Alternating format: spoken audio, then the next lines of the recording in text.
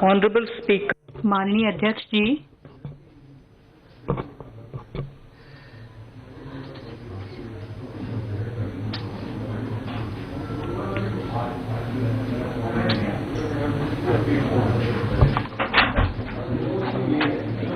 माननीय अध्यक्ष जी, मैं 2022-23 के लिए बजट प्रस्तुत करती हूँ।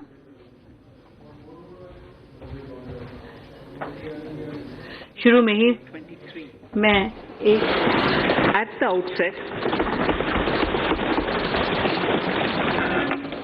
outset, sir, I want to take a moment to express my empathy for those who had to bear adverse health and economic effects of the pandemic.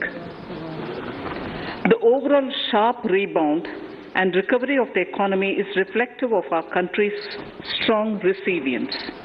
India's economic growth in the current year is estimated to be 9.2%, highest among all large economies.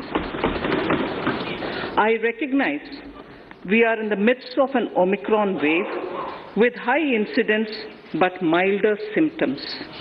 Further, the speed and coverage of our vaccination campaign has helped greatly. With an accelerated improvement of health infrastructure in the past 2 years, we are in a strong position to withstand challenges.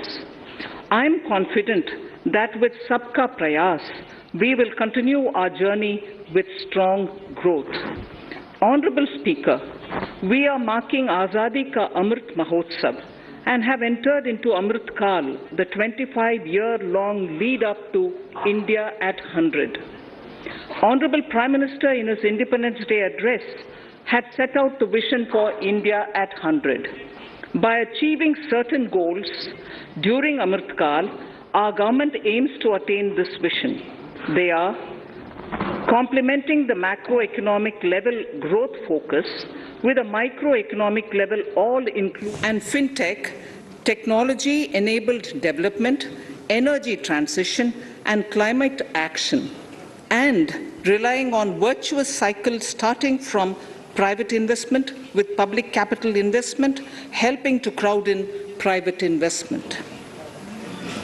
Since 2014, our government's focus has been on empowerment of citizens, especially the poor and the marginalized.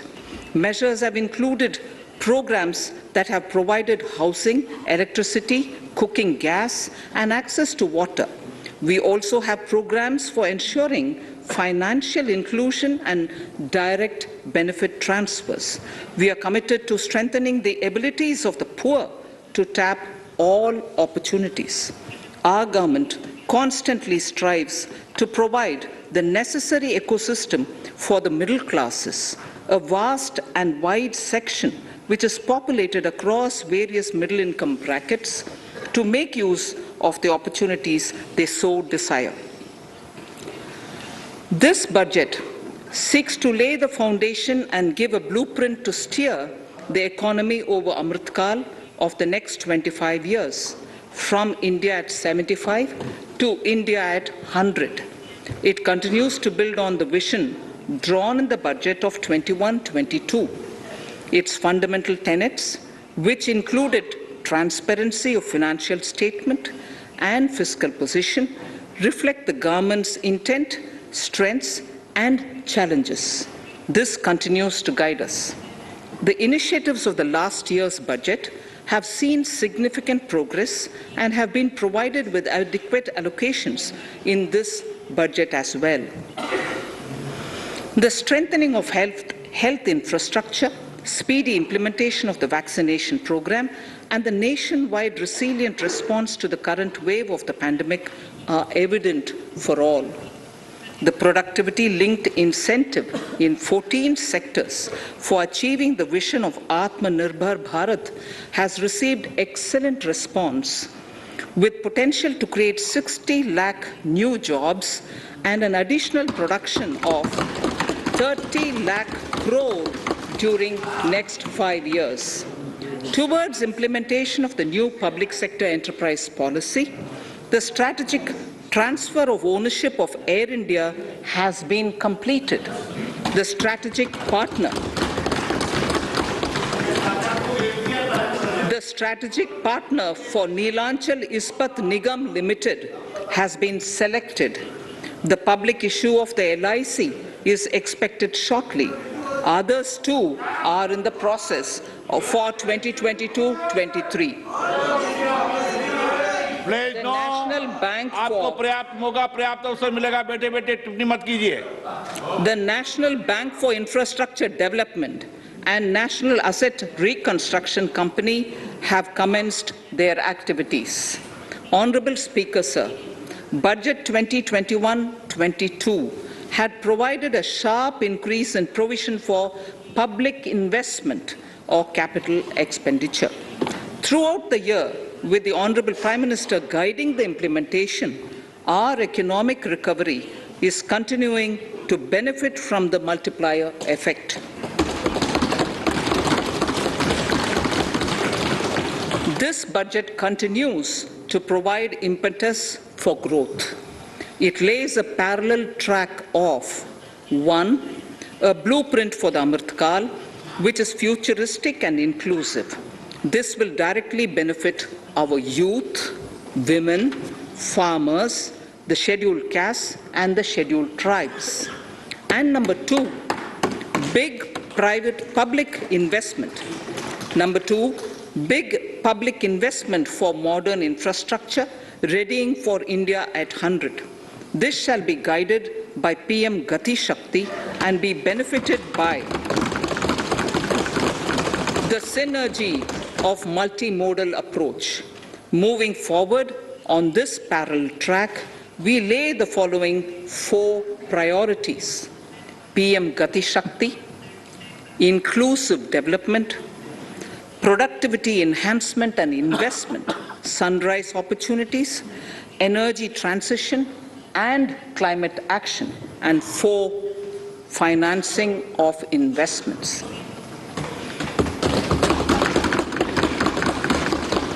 PM Gati Shakti. PM Gati Shakti is a transformative approach for economic growth and sustainable development. The approach is driven by 7 engines, namely roads, railways, airports, ports, mass transport, waterways, and logistics infrastructure. All 7 engines will pull forward the economy in unison. These engines are supported by the complementary roles of energy transmission, IT communication, bulk water and sewerage, and social infrastructure. Finally, the approach is powered by clean energy and Sabka Prayas.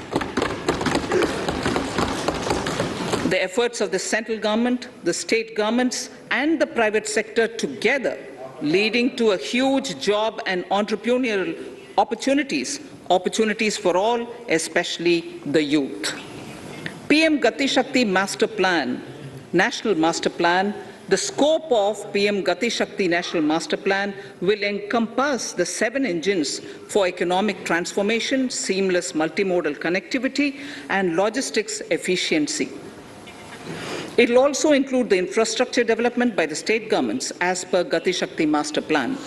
The focus will be on planning, financing, including through innovative ways, use of technology, and speedier implementation.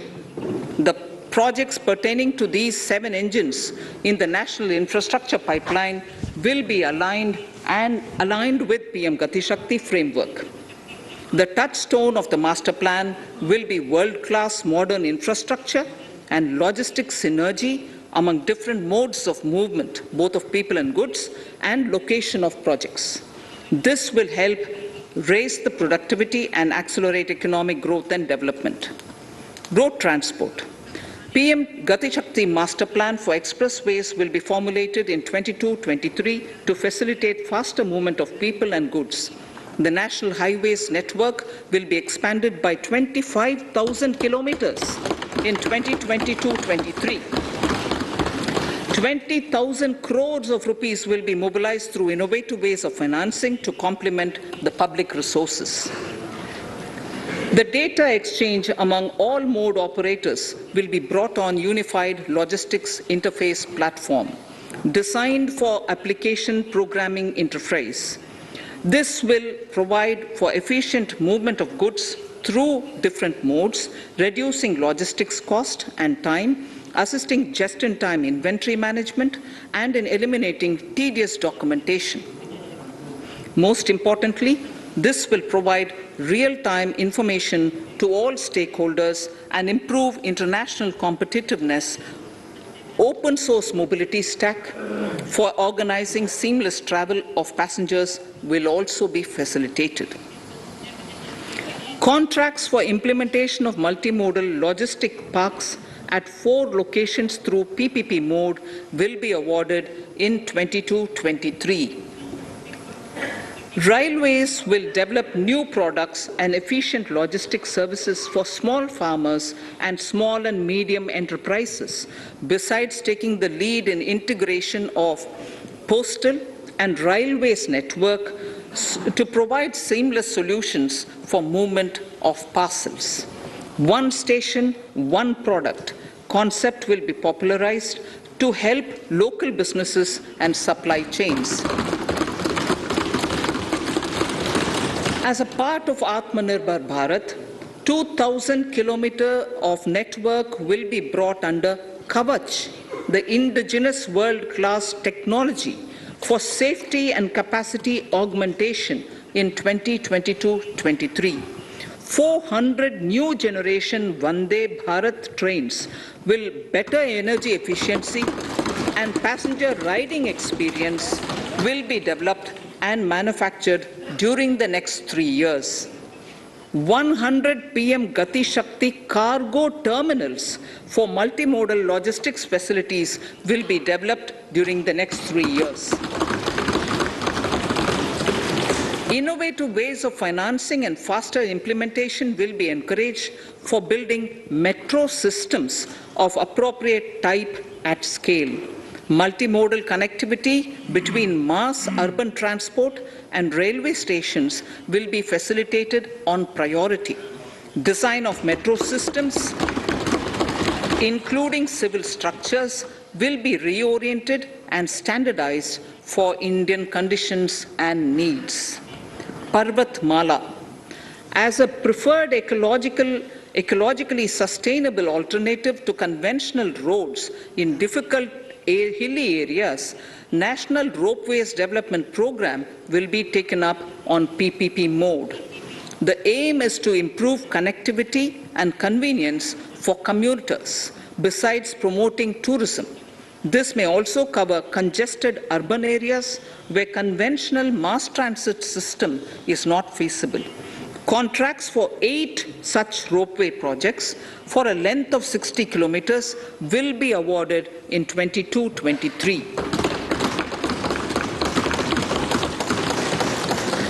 With technical support from the Capacity Building Commission, central ministries, state governments, and their infra agencies will have their skills upgraded. This will ramp up capacity in planning, design, financing, including innovative ways, and implementation management of the PM Gati Shakti infrastructure projects. Inclusive development, our second priority. Agriculture. The procurement of wheat in Rabi 21-22 and the estimated procurement of paddy in Kharif 21-22 will cover 1,208 lakh metric tons of wheat and paddy from 163 lakh farmers, and 2.37 lakh crores will be the direct payment of MSP value to their accounts. Chemical-free natural farming will be promoted throughout the country, with a focus on farmers' lands in 5-kilometer wide corridors along the river Ganga at the first stage. 2023 has been announced as the International Year of Millets. Support will be provided for post-harvest value addition, enhancing domestic consumption, and for branding millet products nationally and internationally. To reduce our dependence on import of oil seeds, a rationalized and comprehensive scheme to increase domestic production of oil seeds will be implemented. For delivery of digital and high-tech services to farmers with involvement of public sector research and extension institutions, along with private agri-tech players and stakeholders of agri-value chains, a scheme in PPP mode will be launched.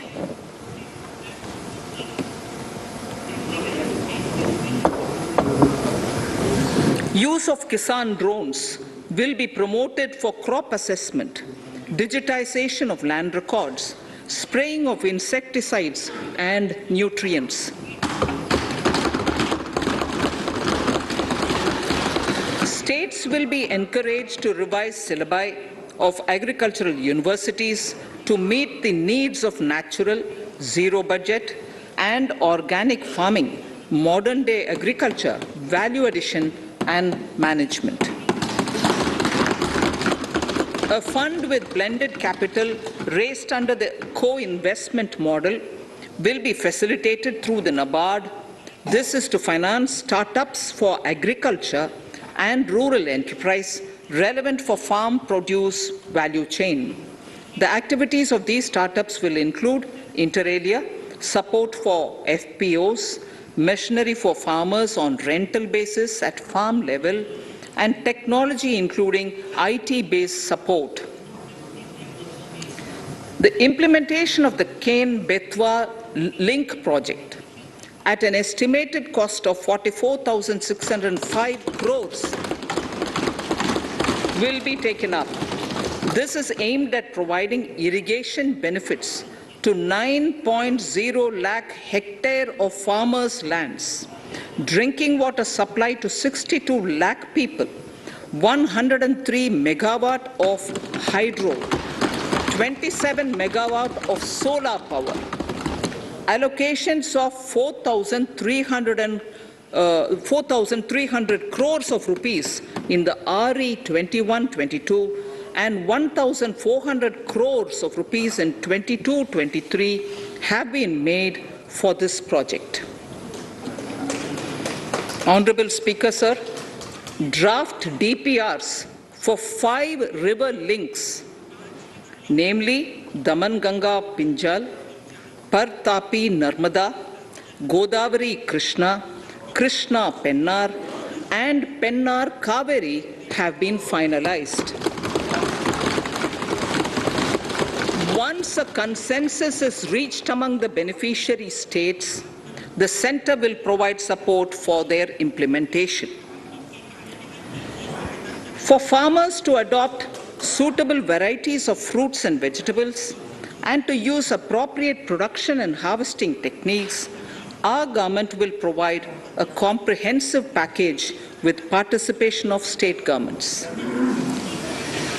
MSMEs, Udyam, eShram, NCS and ASEEM portals will be interlinked. Their scope will be widened. They will now perform as portals with live organic databases, providing G2C, B2C and B2B services. These services will relate to credit facilitation, skilling and recruitment with an aim to further formalize the economy and enhance entrepreneurial opportunities for all. Emergency Credit Line Guarantee Scheme has provided the much-needed additional credit to more than 130 lakh MSMEs. This has helped them mitigate the adverse impact of the pandemic. The hospitality and related services, especially those by micro and small enterprises, are yet to regain their pre-pandemic level of business. Considering these aspects, the ECLGS will be extended up to March 2023, and its guarantee cover will be expanded by 50,000 crores of rupees to total cover of 5 lakh crores.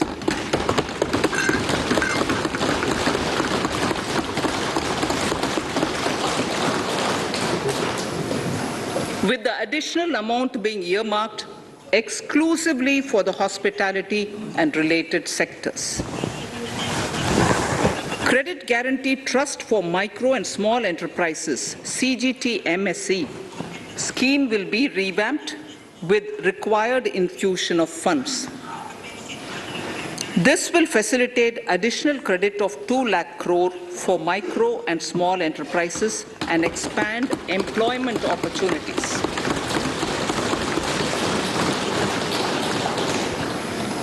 Raising and accelerating MSME performance RAMP program will outlay of 6,000 crore over 5 years will be rolled out. This will help MSME sector become more resilient, competitive, and efficient.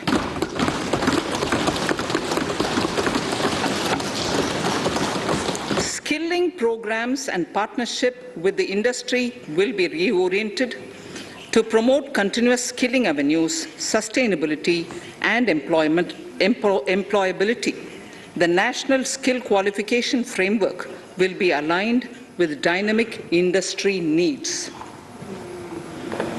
Digital ecosystem for skilling and livelihood, the Desh Stack e-portal, will be launched. This aims to empower citizens to skill, reskill, or upskill through online training. It will also provide API-based trusted skill credentials, payment and discovery layers to find relevant jobs and entrepreneurial opportunities. Startups will be promoted to facilitate Drone Shakti through varied applications and for drone as a service. In select ITIs in all states, the required courses for skilling will be started. Due to the pandemic-induced closure of schools, our children, particularly in the rural areas and those from scheduled castes and scheduled tribes and other weaker sections, have lost almost 2 years of formal education. Mostly, these are children in government schools. We recognize the need to impart supplementary teaching and to build a resilient mechanism for education delivery. For this purpose, One Class, One TV channel program of PM E-Vidya will be expanded from 12 to 200 TV channels. This will enable all states to provide supplementary education in regional languages for classes 1 to 12.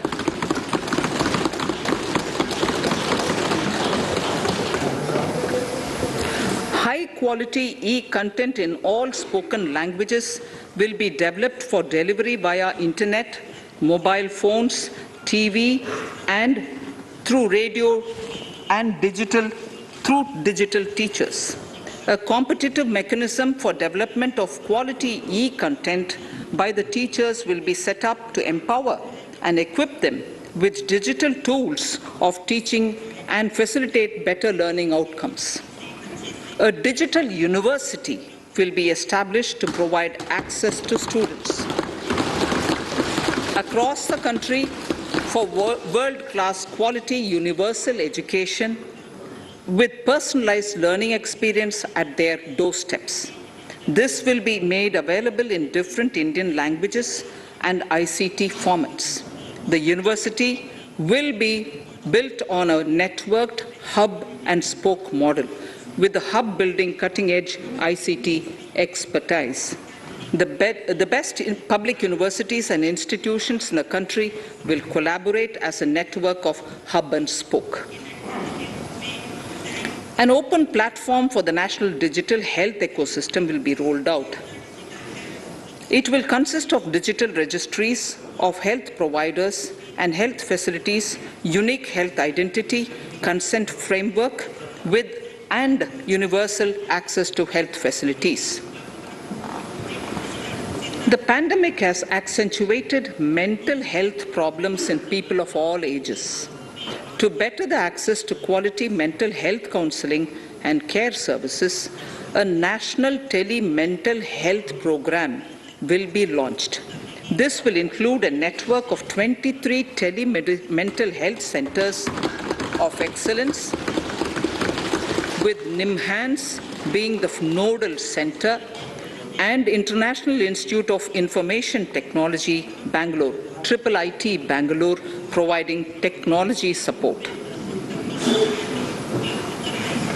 Recognizing the importance of Nari Shakti as the harbinger of our bright future and for women-led development, during the Amrit Kal, our government has comprehensively revamped the schemes of the Ministry of Women and Child Development. Accordingly, 3 schemes, namely Mission Shakti, Mission Vatsalya, Saksham Anganwadi and Poshan 2.0 were launched recently to provide integrated benefits to women and children. Saksham Anganwadis are a new generation Anganwadis that have better infrastructure and audio-visual aids, powered by clean energy and providing improved environment for early childhood development. 2 lakh Anganwadis will be upgraded under this scheme. Current coverage of Har Ghar Nal Se Jal is 8.7 crores. Of this, 5.5 crore households were provided tap water in last 2 years itself. Allocation of 60,000 crores of rupees has been made with an aim to cover 3.8 crore households in 2022 and 23. In 22-23, 80 lakh houses will be completed for the identified eligible beneficiaries of the PM Awas Yojana, both rural and urban. 48,000 crores is allotted for this purpose. The central government will work with the state governments for reduction of time required for all land and construction related approvals, for promoting affordable housing for middle class and for the economically weaker sections in urban areas. We shall also work with the financial sector regulators to expand access to capital along with reduction in cost of intermediaries. A new scheme, Prime Minister's Development Initiative for the Northeast, will be implemented through the Northeastern Council. It will fund infrastructure in the spirit of PM Gati Shakti and social development projects based on felt needs of the Northeast. This will enable livelihood activities for youth and women, filling the gaps in various sectors. It will not be a substitute for existing central or state schemes. While the central ministries may also post their candidate projects, priority will be given to those posted by the states. An initial allocation of 1,500 crores of rupees will be made, and the initial list of projects is given in Annexure 1 of my speech. Our vision to improve the quality of life of citizens in the most backward districts of the country through Aspirational Districts program has been translated into reality in a very short span of time. 95% of those 112 districts have made significant progress in key sectors such as health, nutrition, financial inclusion, and basic infrastructure. They have surpassed even some of the state average values.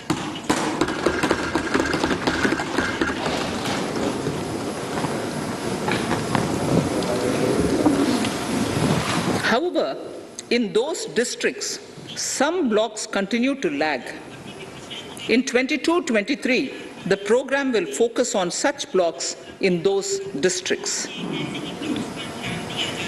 Border villages with sparse population, limited connectivity, and infrastructure often get left out from the development gains. Such villages on the northern border will be covered under a new Vibrant Villages program.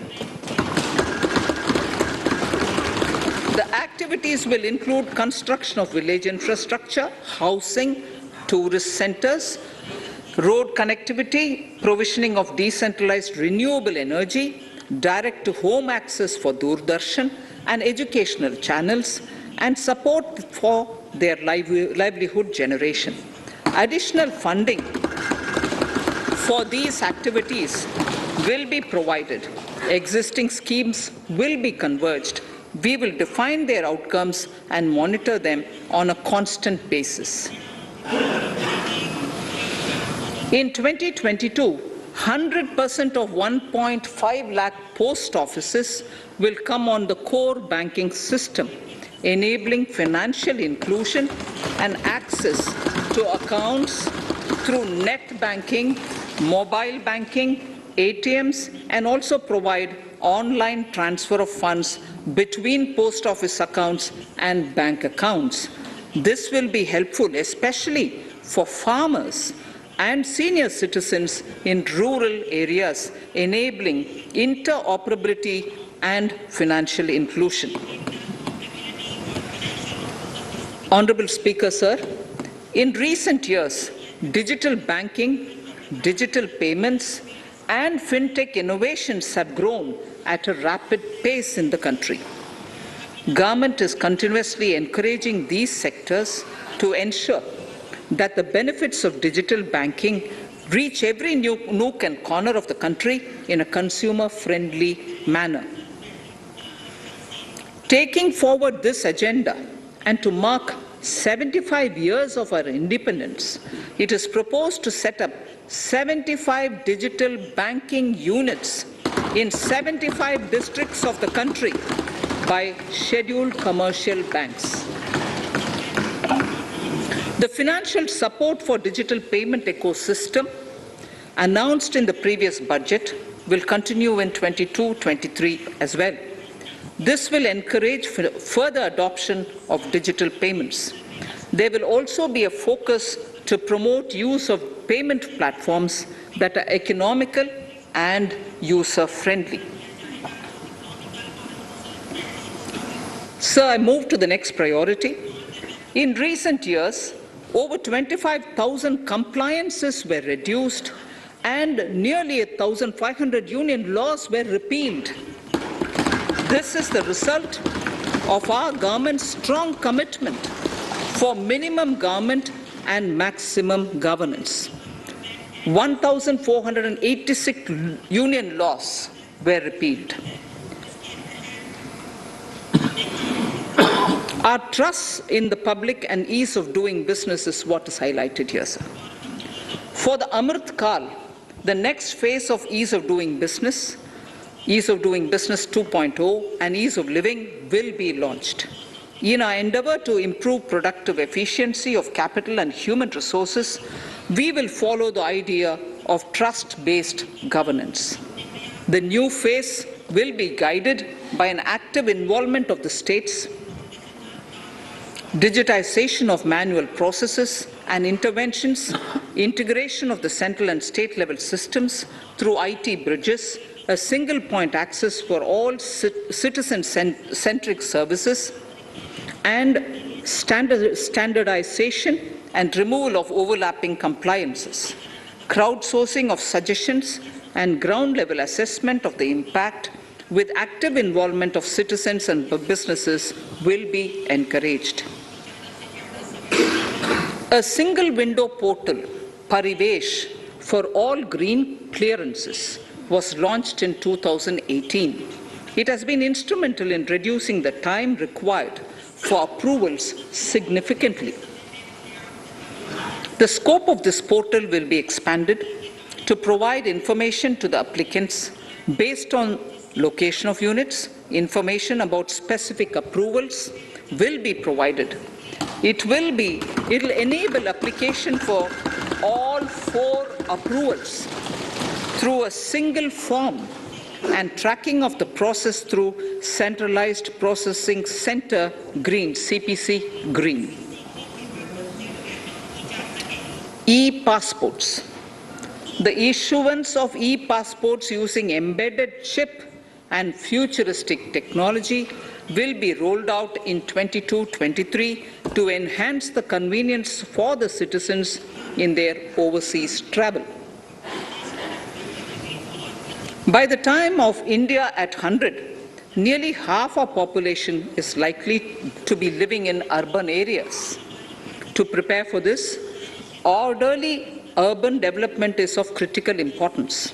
This will help realize the country's economic potential, including livelihood opportunities for the demographic dividend. For this, on the one hand, we need to nurture the megacities and their hinterlands to become current centers of economic growth. On the other, we need to facilitate Tier 2 and Tier 3 cities to take on the mantle in the future.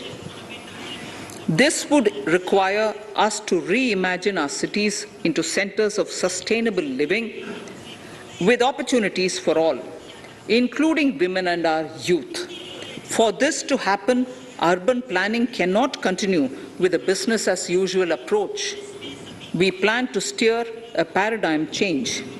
A high-level committee of reputed urban planners, urban economists, and institutions will be formed to make recommendations on urban sector policies, capacity building, planning, implementation, and governance. For urban capacity building, support will be provided to the states. Modernization of building bylaws, town planning schemes, transit-oriented development will be implemented. This will facilitate reforms for people to live and work closer to the mass transit systems. The central government's financial support for mass transit projects and Amrit scheme will be leveraged for formulation of action plans and their implementation for facilitating the TOD and TPS by the states. For developing India-specific knowledge in urban planning and design, and to deliver certified training in these areas, up to 5 existing academic institutions in different regions will be designated as centers of excellence. These centers will be provided endowment fund of 250 crore each. In addition, the AICTE will take the lead to improve syllabi, quality and access of urban planning courses in other institutions. We will promote a shift to use of public transport in urban areas. This will be complemented by clean tech and governance solutions, special mobility zones with zero fossil fuel policy and EV vehicles. Battery swapping policy. Considering the constraint of space in urban areas, for setting up charging stations at scale, a battery swapping policy will be brought out and interoperability standards will be formulated.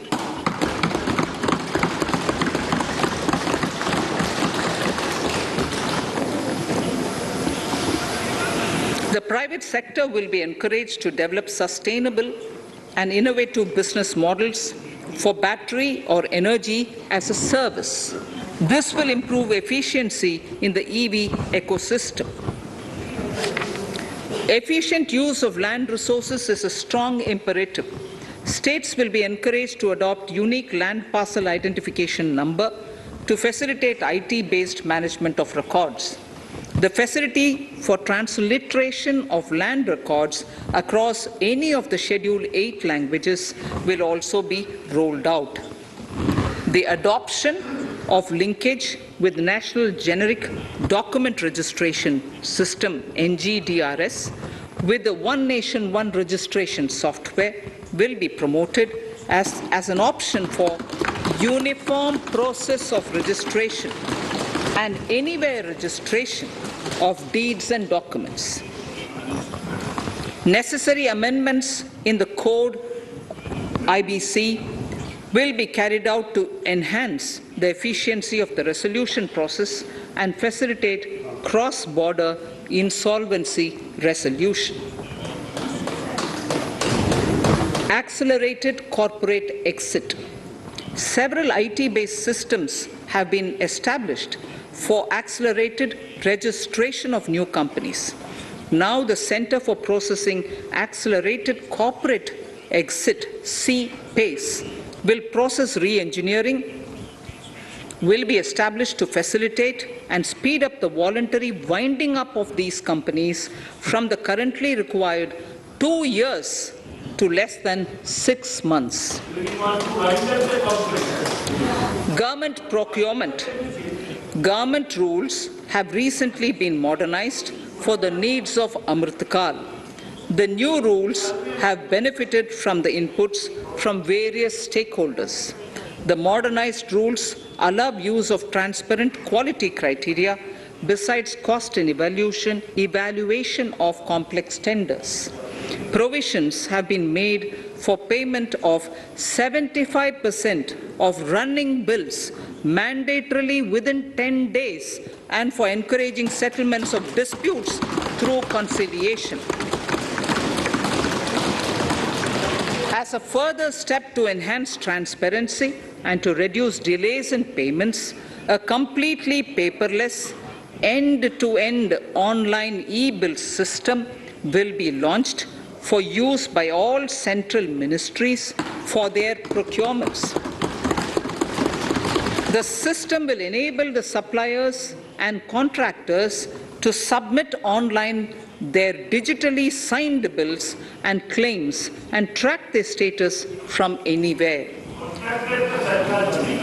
To reduce indirect cost for suppliers and work contractors, the use of surety bonds as a substitute for bank guarantee will be made acceptable in government procurements. Business such as gold imports may also find this useful.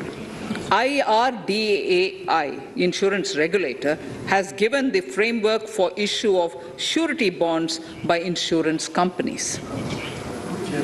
AVGC Promotion Task Force. The animation, visual effects, gaming, and comic, the AVGC sector, offers immense potential to employ youth. An AVGC Promotion Task Force with all stakeholders will be set up to recommend ways to realize this and build domestic capacity for serving our markets and the global demand. Telecom sector. Telecommunications in general and 5G technology in particular can enable growth and offer job opportunities. Required spectrum auctions will be conducted in 2022 to facilitate rollout of 5G's mobile services within 2022-23 by private telecom providers. A scheme for design-led manufacturing will be launched to build a strong ecosystem for 5G as part of the production-linked incentive scheme. To enable affordable broadband and mobile service proliferation in rural and remote areas, 5% of annual collections under the Universal Service Obligation Fund will be allocated. This will promote R&D and commercialization of technologies and solutions. Our vision is that all villages and their residents should have the same access to e-services, communication facilities, and digital resources as urban areas and their residents. The contracts for laying optical fiber in all villages, including remote areas, will be awarded under the BharatNet project through PPP in 22 and 23. Completion is expected in 2025. Measures will be taken to enable better and more efficient use of the optical fiber. Export promotion.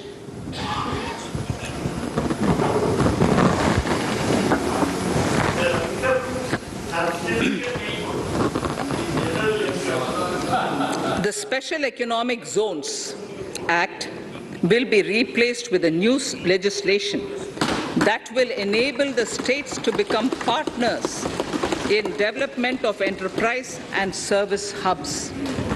This will cover all large existing and new industrial enclaves to optimally utilize available infrastructure and enhance competitiveness of exports.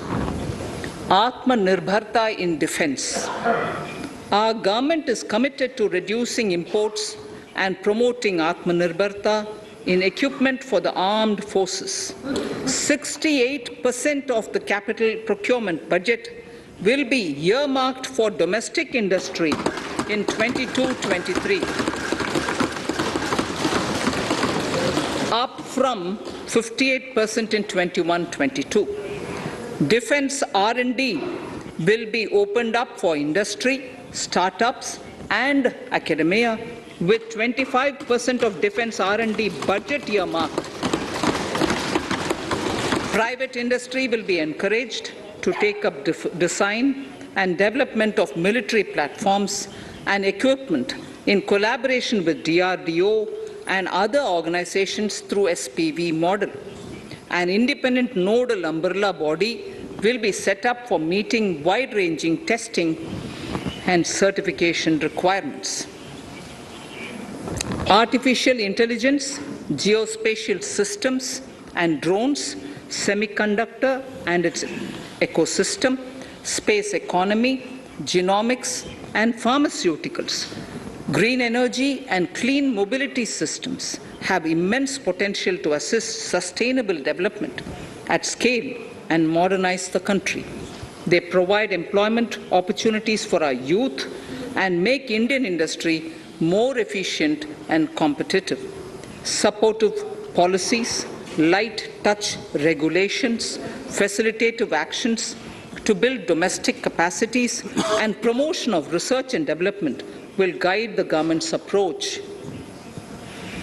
For R&D in the sunrise opportunities, in addition to efforts of collaboration among academia, industry and public institutions, government contribution will be provided. Energy transition and climate change. The risks of climate change are the strongest negative externalities that affect India and other countries. As Honorable Prime Minister said at the COP26 summit in Glasgow last November, and I quote, "What is needed today is mindful and deliberate utilization instead of mindless, destructive consumption," unquote. The low-carbon development strategy, as enunciated in the Panchamrit that he announced is an important reflection of our government's strong commitment towards sustainable development. The strategy opens up huge employment opportunities and will take the country on a sustainable development path.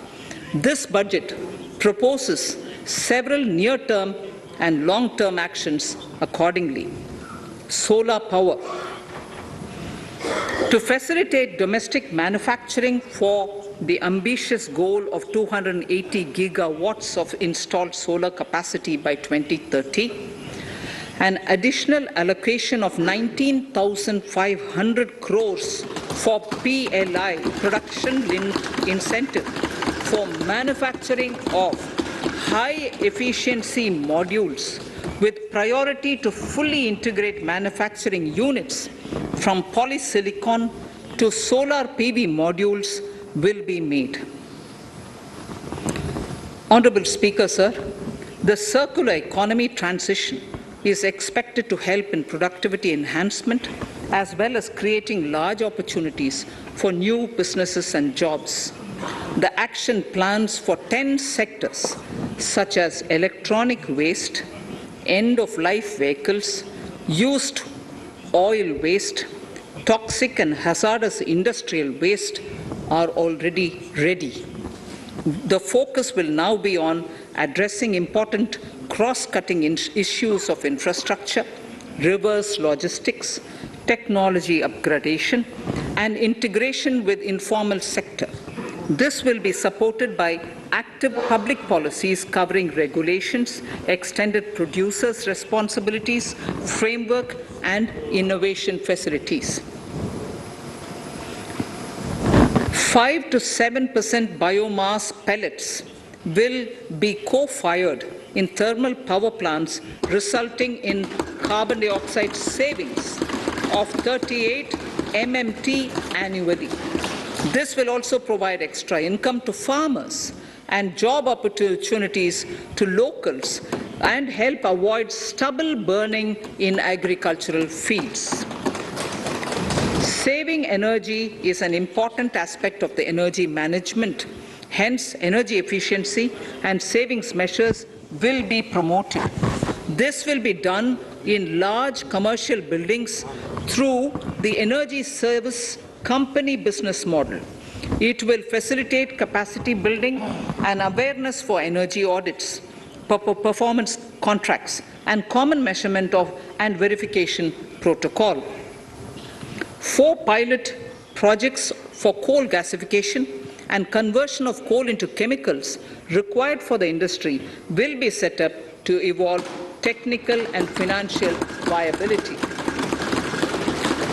The policies and required legislative changes to promote agroforestry and private forestry will be brought in. In addition, financial support will be provided to farmers belonging to scheduled castes and scheduled tribes who want to take up agroforestry. Honourable Speaker, I now move to the 4th priority, financing of investments. Capital investment holds the key to speedy and sustainable economic revival and consolidation through its multiplier effect. Capital investment also helps in creating employment opportunities, induced enhanced demand for manufactured input from large industries and MSMEs, services from professionals, and help farmers through better agri-infrastructure. The economy has shown strong resilience to come out of the effects of the pandemic with high growth. However, we need to sustain that level to make up for the setback of 2020-2021. As outlined in para 5 earlier, the virtuous cycle of investment requires public investment to crowd in private investment. At this stage, private investments seem to require that support to rise to their potential and to the needs of the economy. Public investment must continue to take the lead and pump prime the private investment and demand in 2022-23. Considering the above imperative, the outlay for capital expenditure in the Union budget is once again being stepped up sharply by 35.4% from 5.54 lakh crore in the current year to 7.50 lakh crores in 22-23. This has increased to more than 2.2 times the expenditure of 2019-20. This outlay in 22-23 will be 2.9% of the GDP. Effective capital expenditure, with this investment taken together with the provision made for creation of capital assets through grants and aid to states, the effective capital expenditure of the central government is estimated at 10.68 lakh crores in 22-23, which will be about 4.1% of the GDP. Green bonds. As a part of the government's overall market borrowings in 22-23, sovereign green bonds will be issued for mobilizing resources for green infrastructure. The proceeds will be deployed in public sector projects, which help in reducing the carbon intensity of the economy. GIFT IFSC. World-class foreign universities and institutions will be allowed in the GIFT city to offer courses in the financial management, fintech, science, technology, engineering, and mathematics free from domestic regulations, except those by the IFSCA, to facilitate availability of high-end human resources for financial services and technology. An international arbitration center will be set up in the GIFT city for timely settlement of disputes under international jurisprudence. Services for global capital for sustainable and climate finance in the country will be facilitated in the GIFT city. Infrastructure status. Data centers and energy storage systems, including dense charging infrastructure and grid-scale battery systems, will be included in the harmonized list of infrastructure. This will facilitate credit availability for digital infrastructure and clean energy storage. Venture capital and private equity invested more than 5.5 lakh crores last year, facilitating one of the largest startup growth system. Scaling up this investment requires a holistic examination of regulatory and other frictions. An expert committee will be set up to examine and suggest appropriate measures. Government-backed funds, NIIF and SIDBI, Fund of Funds, have provided scale capital, creating a multiplier effect.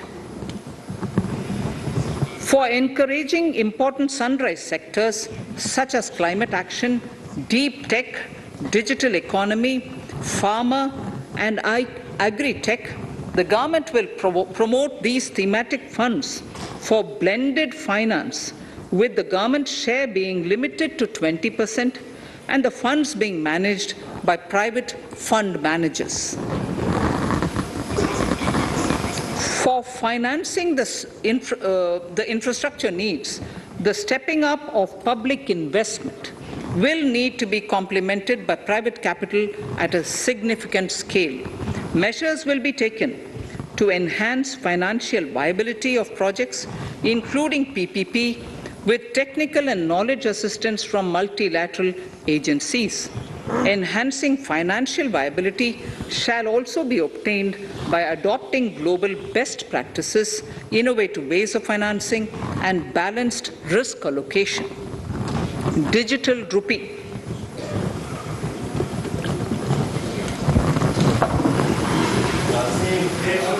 Introduction of a central bank digital currency will give a big boost to digital economy. Digital currency will also lead to a more efficient and cheaper currency management system.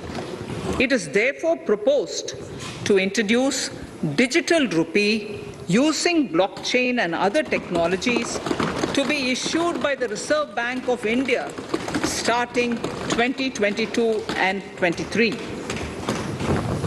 Financial assistance to states for capital investment.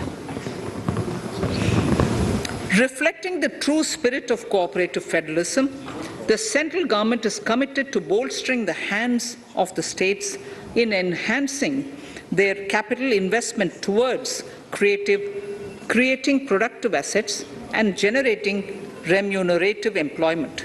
The scheme for financial assistance to states for capital investment has been extremely well received by the states. In deference to the requests received during my meeting with the chief ministers and state finance ministers, the outlay for this scheme is being enhanced from 10,000 crores in the budget estimates to 15,000 crores in the revised estimates for the current year.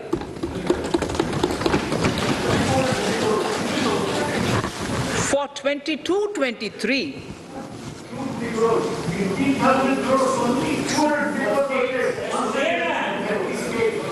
I'll repeat that sentence for the benefit of many of our honourable members. In deference to the requests received during my meeting with chief ministers and state finance ministers, the outlay for this scheme is being enhanced from 10,000 crores in the BE to 15,000 crores, 15,000 crores in the RE of the current year. For 22-23, the allocation is 1 lakh crores to assist the states in catalyzing the overall investments in the economy. These 50-year interest-free loans are over and above the normal borrowings allowed to the states, are over and above the normal borrowings to the states. This allocation will be used for PM Gati Shakti related and other productive capital investments of the states. It will also include components for supplemental funding for priority segments of PM Gram Sadak Yojana, including support for the state share, digitization of the economy, including digital payments and completion of OFC network, and reforms related to building bylaws, town planning schemes, transit-oriented development, and transferable development rights.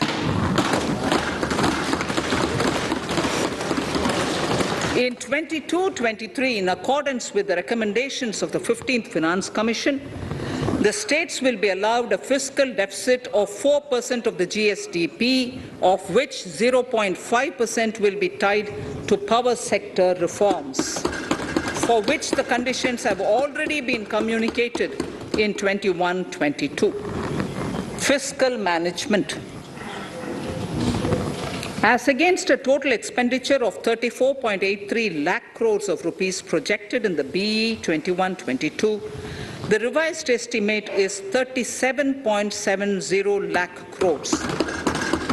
The revised estimate of capital expenditure is 6.3 lakh crores of rupees. This includes an amount of 51,971 crores towards settlement of outstanding guaranteed liabilities of Air India and its other sundry commitments. Coming to the budget estimates, Honourable Speaker, sir, the total expenditure in 22-23 is estimated at 39.45 lakh crores, while the total receipts other than borrowings are estimated at 22.84 lakh crores of rupees.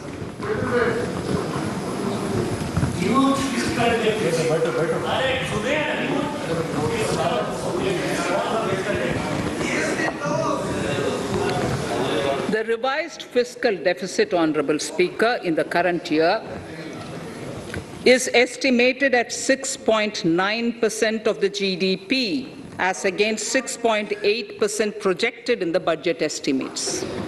The fiscal deficit is in 22-23 is estimated at 6.4% of the GDP, which is consistent with the broad path of the fiscal consolidation announced by me last year to reach a fiscal deficit level below 4.5% by 25-26.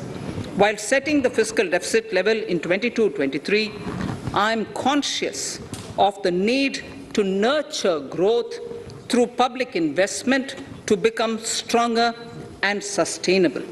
I will now move to Part B of my speech.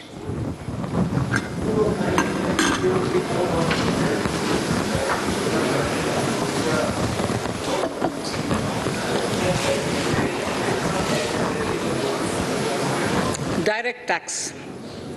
Honourable Speaker, sir, I take this opportunity to thank all the taxpayers of our country who have contributed immensely and strengthened the hands of the government in helping their fellow citizens in this hour of need.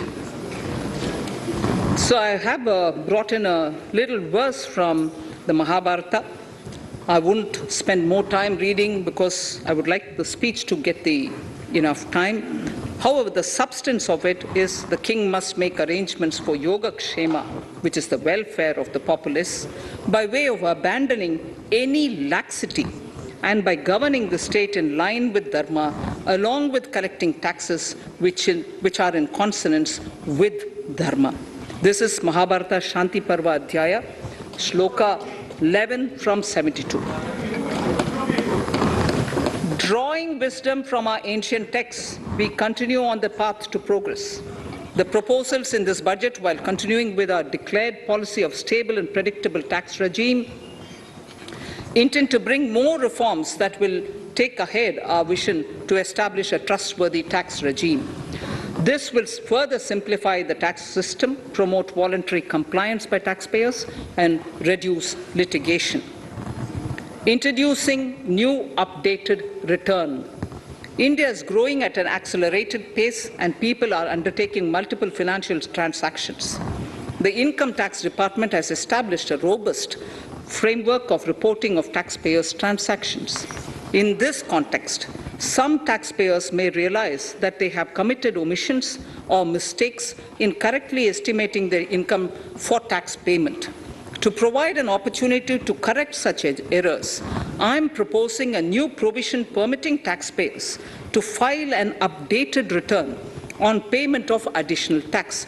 This updated return can be filed within 2 years from the end of the relevant assessment year.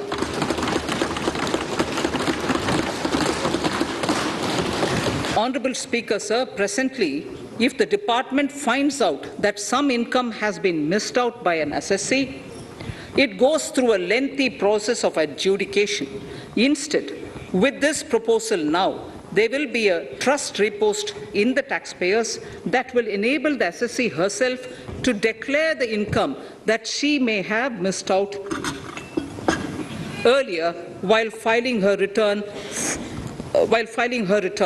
Full details of the proposal are given in the finance bill. It is an affirmative step in the direction of voluntary compliance.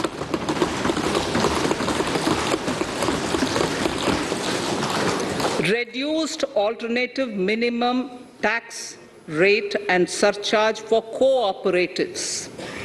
Currently, cooperative societies are required to pay alternate minimum tax at the rate of 18 and 1.5%.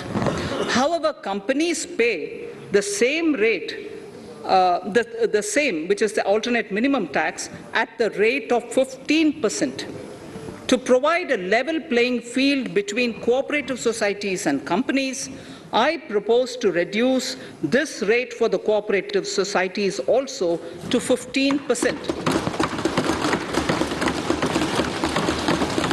Honourable Speaker, sir, I also propose to reduce the surcharge on cooperative societies from the present 12% to 7% for those having total income of more than 1 crore and up to 10 crores.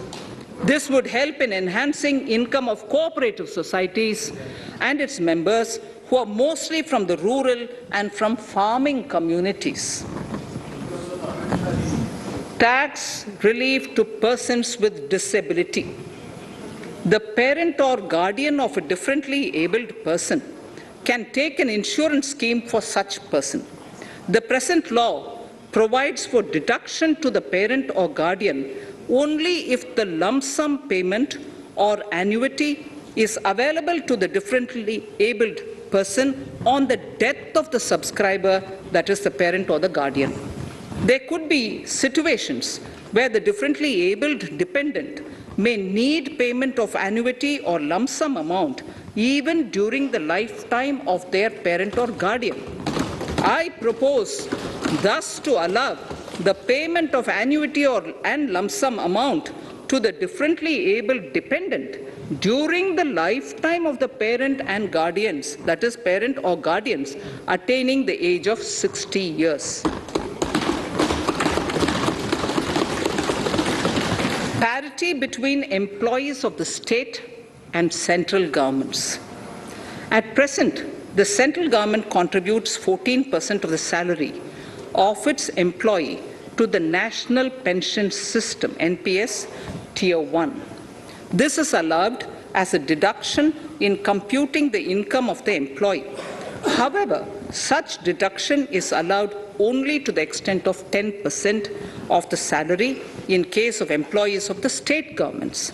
To provide equal treatment to both central and state government employees, I propose to increase the tax deduction limit from 10% to 14% on employers' contribution to the MPS account of state government employees as well. This would help in enhancing the social security benefits of the state government employees and bring them at par with central government employees. Incentives for startups. Startups have emerged as drivers of growth for our economy. Over the past few years, the country has seen a manifold increase in successful startups. Eligible startups established before 31/3/2022 had been provided a tax incentive for 3 consecutive years out of the 10 years from incorporation. In view of the COVID pandemic, I propose to extend the period of incorporation of the eligible startup by 1 more year, that is, up to 31/3/2023 for providing such tax incentives.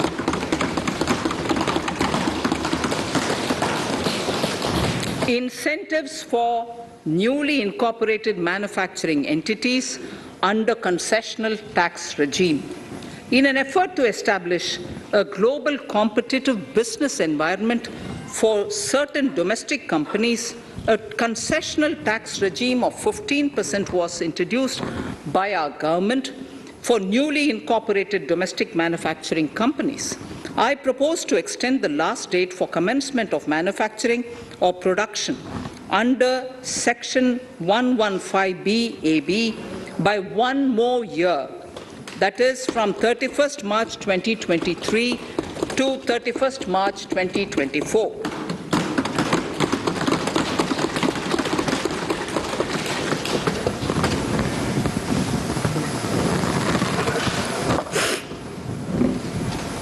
Scheme for taxation of virtual digital assets. There has been a phenomenal increase in transaction in virtual digital assets. The magnitude and frequency of these transactions have made it imperative to provide for a specific tax regime. Accordingly, for the taxation of virtual digital assets, I propose to provide that any income from transfer of any virtual digital asset shall be taxed at the rate of 30%, 30%. No deduction in respect of any expenditure or allowance shall be allowed while computing such income except cost of acquisition. Further, loss from transfer of virtual digital asset cannot be set off against any other income. Further, in order to capture the transaction details, I also propose to provide for TDS on payment made in relation to transfer of virtual digital asset at the rate of 1% of such consideration above a monetary threshold. Gift of virtual digital asset is also proposed to be taxed in the hands of the recipient.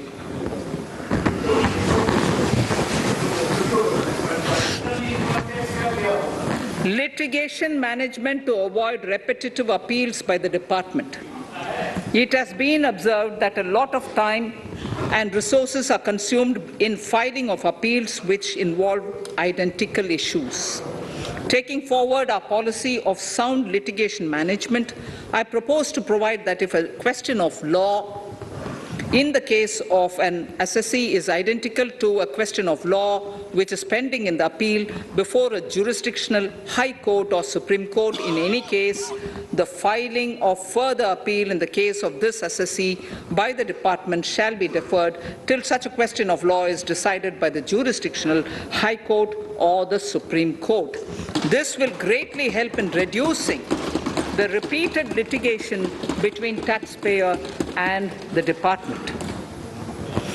Taking forward our efforts to further promote the IFSC, I hereby propose to provide that income of a non-resident from offshore derivative instruments or over-the-counter derivatives issued by an offshore banking unit, income from royalty and interest on account of lease of ship, and income received from portfolio management services in IFSC shall be exempt from tax subject to specified conditions. Rationalization of surcharge. In the globalized business world, there are several work contracts whose terms and conditions mandatorily require formation of a consortium. The members in the consortium are generally companies. In such cases, the income of these AOPs has to suffer a graded surcharge up to 37%, which is a lot more than surcharge on the individual companies. Accordingly, I propose to cap the surcharge of these AOPs at 15%, 15%. Further, the long-term capital gains on listed equity shares, units, etc., are liable to maximum surcharge of 15%, while other long-term capital gains are subjected to a graded surcharge which goes up to 37%. I propose to cap the surcharge on long-term capital gains arising on transfer of any type of assets at 15%. This step will give a boost to startup community, and along with my proposal on the extended tax benefits to manufacturing companies and startups, reaffirms our commitment to Atmanirbhar Bharat. Clarification in relation to health and education cess as business expenditure. The income tax is not an allowable expenditure for computation of business income. This includes tax as well as surcharges. The health and education cess is imposed as an additional surcharge on the taxpayer for funding specific government welfare programs. However, some courts have allowed health and education cess as business expenditure, which is against the legislative intent. To reiterate the legislative intent, I propose to clarify that any surcharge or cess on income and profits is not allowable as business expenditure. Deterrence against tax evasion. Honourable Speaker, sir, presently there is ambiguity regarding set-off of brought forward loss against undisclosed income detected in search operations. It has been observed that in many cases where undisclosed income or suppression of sales, etc., is detected, payment of tax is avoided by setting off of losses. In order to bring certainty and to increase deterrence among tax evaders, I propose to provide that no set-off of any loss shall be allowed against undisclosed income detected during search and survey operations.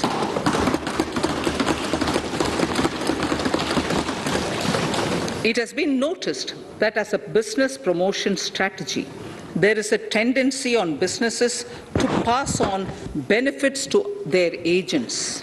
Such benefits are taxable in the hands of the agents. In order to track such transactions, I propose to provide for tax deduction by the person giving benefits if the aggregate value of such benefits exceeds 20,000 rupees during the financial year. A few other changes are being made, the details of which are there in the finance bill. Indirect taxes. So remarkable progress in GST. GST has been a landmark reform of independent India, showcasing the spirit of cooperative federalism. While aspirations were high, there were huge challenges too. These challenges were overcome deftly and painstakingly under the guidance and the oversight of the GST Council. We can now take pride in a fully IT-driven and progressive GST regime that has fulfilled the cherished dream of India as one market, one tax. There are still some challenges remaining, and we aspire to meet them in the coming year. The right balance between facilitation and enforcement has engendered significantly better compliance, and enforcement has engendered better compliance. GST revenues are buoyant despite the pandemic.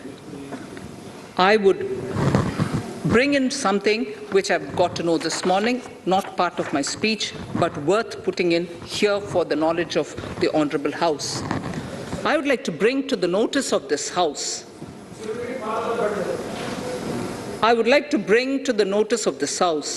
that the gross GST collections for the month of January 22 are rupees 1,40,986 crores, which is the highest since the inception of GST.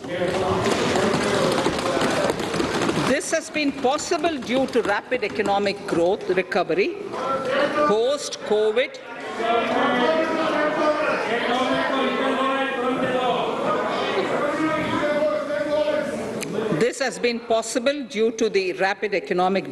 recovery post-COVID, as well as various policy and administration undertaken by central and state tax administrations. Taxpayers deserve applause for this growth. Not only did they adapt to the changes, but enthusiastically contributed to the cost of paying taxes. Special economic zones. In Part A of my speech, I have referred to the proposed reforms in SEZs. Alongside, we will also undertake reforms in customs administration of SEZs, and it shall henceforth be fully IT-driven and function on the Customs National Portal with a focus on higher facilitation and with only risk-based checks. This will ease doing business by SEZ units considerably. This reform shall be implemented by 30th September 2022. Customs reforms and duty rate changes.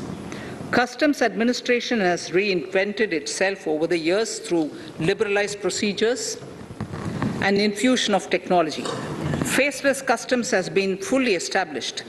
During COVID-19 pandemic, customs formation have done exceptional frontline work against all odds, displaying agility and purpose. Customs reforms have played a very vital role in domestic capacity creation, providing level playing field to our MSMEs, easing the raw material supply side constraints, enhancing ease of doing business, and being an enabler to other policy initiatives such as PLI and phased manufacturing plans. My proposal on customs side are aligned to these objectives. Project imports and capital goods. National Capital Goods Policy 2016 aims at doubling the production of capital goods by 2025. This would create an employment opportunities and result in increased economic activity. However, several duty exemptions, even extending to over 3 decades, in some cases have been granted to capital goods for various sectors like power, fertilizer, textiles, leather footwear, food processing, and fertilizers. These exemptions have hindered the growth of the domestic capital goods sector. Similarly, project import duty concessions have also deprived the local producers of a level playing field in areas like coal mining projects, power generation, transmission or distribution projects, railway and metro projects. Our experience suggests that reasonable tariffs are conducive to the growth of domestic industry and make in India without significantly impacting the cost of essential imports. Accordingly, Honourable Speaker, Sir, it is proposed to phase out the concessional rates in capital goods and project imports gradually and apply a moderate tariff of 7.5%. Certain exemptions for advanced machineries that are not manufactured within the country shall continue. A few exemptions are being introduced on inputs like specialized castings, ball screw, and linear motion guide to encourage domestic manufacturing of capital goods. In the last two budgets, we have rationalized several customs exemptions. We have once again carried out an extensive consultation, including by crowdsourcing. As a result of these consultations, more than 350 exemption entries are proposed to be gradually phased out. These include exemptions on certain agricultural produce,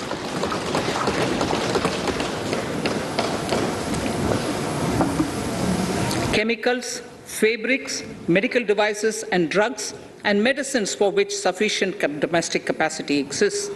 Further, as a simplification measure, several concessional rates are being incorporated in the customs tariff schedule itself instead of prescribing them through various notifications. This comprehensive review will simplify the customs rate and tariff structure, particularly for sectors like chemicals, textiles, and metals, and minimize disputes. Removal of exemption on items which are or can be manufactured in India, and providing concessional duties on raw material that go into manufacturing of intermediate products will go many a step forward in achieving our objective of Make in India and Atmanirbhar Bharat. I shall now take up specific sector-specific proposals. Electronics. Electronic manufacturing has been growing rapidly. Customs duty rates are being calibrated to provide a graded rate structure to facilitate domestic manufacturing of wearable devices, hearable devices, and electronic smart meters. Duty concessions are being given to parts of transformer of mobile phone chargers and camera lens of mobile camera module and certain other such items. This will enable domestic manufacturing of high-growth electronic items. Gems and jewelry. To give a boost to the gems and jewelry sector, customs duty on cut and polished diamonds and gemstones is being reduced to 5%. Simply sawn diamond would attract nil customs duty. To facilitate export of jewelry through e-commerce, a simplified regulatory framework shall be implemented by June this year. To disincentivize import of undervalued imitation jewelry, the customs duty on imitation jewelry is being prescribed in a manner that a duty of at least 400 rupees per kg is paid on its import. Chemicals. Customs duty on certain critical chemicals, namely methanol, acetic acid, and heavy feedstocks for petroleum refining, are being reduced, while duty is being raised on sodium cyanide, for which adequate capacity in the domestic arena exists. These changes will help in enhancing domestic value addition. MSMEs. Duty on umbrellas is being raised to 20%. Exemption to parts of umbrellas is being withdrawn. Exemption is also being rationalized on implements and tools for agricultural sector which are manufactured in India. Customs duty exemption given to steel scrap last year is being extended for another year to provide relief to MSME secondary steel producers. Certain anti-dumping and CVD on stainless steel and coated steel flat products, bars of alloy steel and high-speed steel are being revoked in larger public interest considering prevailing high prices of metals. To incentivize exports, exemptions are being provided on items such as embellishment, trimmings, fasteners, buttons, zipper, lining material, specified leather, furniture fittings, and packaging boxes that may be needed by bona fide exporters of handicrafts, textiles, leather garments, leather footwear, and other goods. Honourable Speaker, sir, duty is being reduced on certain inputs required for shrimp aquaculture so as to promote its exports. Tariff measure to encourage blending of fuel. Blending of fuel is a priority for this government. To encourage the efforts for blending of fuel, unblended fuel shall attract an additional differential excise duty of rupees 2 per litre from first day of October 22. A few other changes are being made in duty rates, customs, tariff and customs law, the details of which are there in the finance bill. Mr. Speaker, sir, with these words, I commend the budget to this august House. Thank you. Item number 2, Srimati Nirmala Sitharaman ji.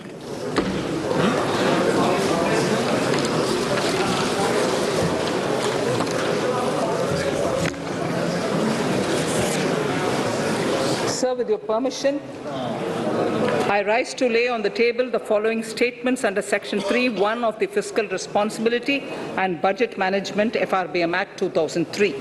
Medium-term fiscal policy cum fiscal policy strategy statement and macroeconomic framework statement. Item number 3, Vitt Videk 2020, Nirmala Sitharaman ji. Sir, item number 3, Finance Bill. Sir, with your permission, I rise to move for leave to introduce the Finance Bill 2022. प्रश्न ये कि वित्त विधेयक को पुनर्स्थापित करने की अनुमति प्रदान की जाए।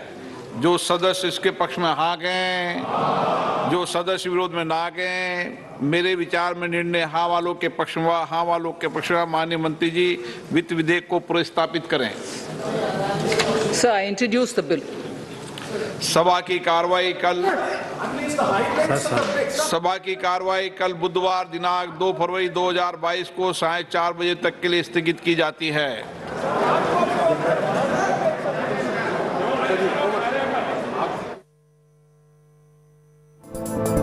Finance Minister has delivered her shortest budget speech yet, 90 minutes.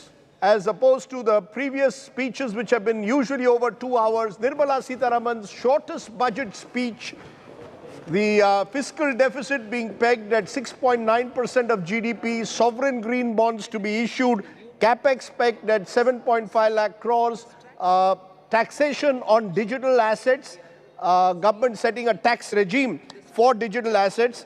But broadly speaking, it seems that the government has chosen a path of tinkering very little with the existing taxation systems. They have chosen to try and focus on infrastructure, which was expected, and trying to send out the message that the government doesn't intend to stop the direction in which the economy is going at the moment. Remember, the finance minister claiming month of January has seen the highest GST collections at the moment. Rahul, in a sense, we were taken by surprise by just the short nature of the speech, but also the fact that it was remarkably short of the Big Bang announcements, which many people would think is the best thing that's happened. No attempt made to create any disruption.